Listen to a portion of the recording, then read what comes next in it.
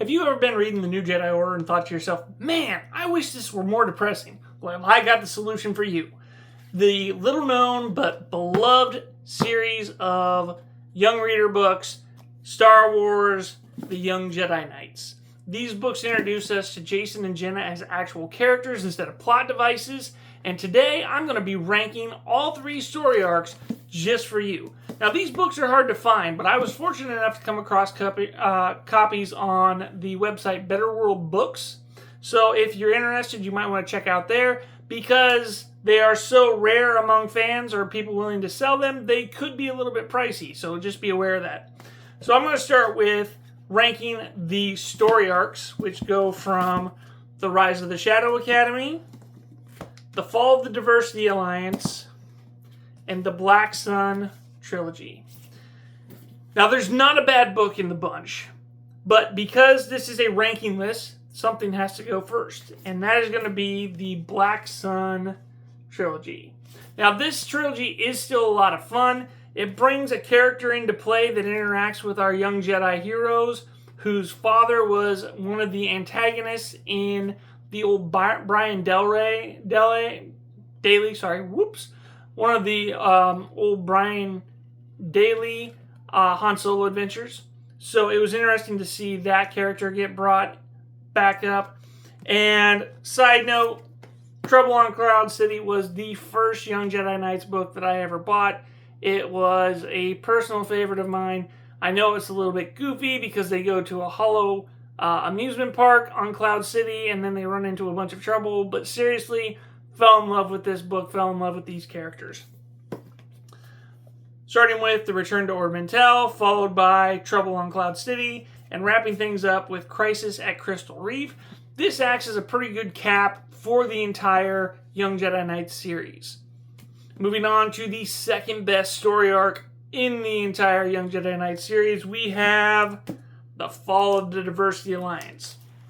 This is really, really interesting. One of the main characters who you might be familiar with from the post-Return of the Jedi timeline, Zekk, is trying to find his way in the galaxy after his experiences with the Shadow Academy, and he decides to become a bounty hunter, a Force-sensitive bounty hunter. It's a really interesting premise. You've got an anti-human league of aliens who are pushing back against the human-centric nature of the Empire and trying to get equal rights for aliens, but surprise, surprise, there's an evil ulterior motive, and they want to unleash what is referred to as the Emperor's Plague to wipe out humanity. Lowbacca also finds himself at the center of this story arc because one of his best friends is tied up with the Diversity Alliance, and this also introduces us to Raynar Thul, who becomes a very pivotal character in the book Star by Star in the New Jedi Order, and then, of course, the Dark Nest trilogy that followed up immediately after the conclusion of the New Jedi Order series. Great stories, lots of fun to see the underworld of Star Wars explored a little bit more. These are heavy themes in all these books, so don't just brush them off thinking that they're for kiddos. There's some really good content in there for all fans of all ages. But honestly, the best story arc of the entire series is the Shadow Academy. The Shadow Academy is a Dark Jedi training facility that is set up by the Second Imperium to mirror Luke Skywalker's Jedi Academy. This is the beginning of the entire Young Jedi Knights adventures, and what can I say? It's fantastic. One of the books in here, Lightsabers, deals with trauma and disability in a way that I found really moving when I was a kid, and I thought it was pretty good when I reread it just recently. Also, there's something about seeing kids clashing with lightsabers that just kind of works for me overall. Brakiss, a minor character in the New Rebellion, is the head of the Shadow Academy, and he is one of Luke's failed Jedi apprentices from his Jedi Praxium.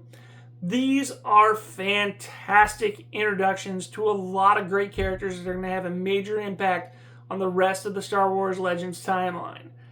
We start to see Jacen and Jaina as actual individuals and characters. They have friends that they grow up side by side with and develop. Zekk is one of those characters that they are unaware that he's Force sensitive, and then he gets taken by the Shadow Academy, and it's just a lot of drama there.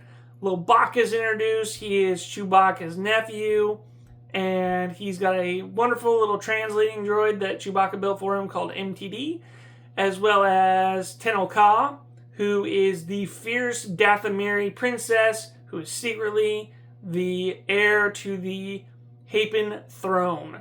So those are my picks for the best story arc in the Young Jedi Knights series. Let me know what you think in the comments. And let me know if you'd like me to dive into some more of the young adult books, such as the Jedi Apprentice series, Jedi Quest, Boba Fett, Rebel Force, or The Last of the Jedi. Thanks for watching. Have a great day.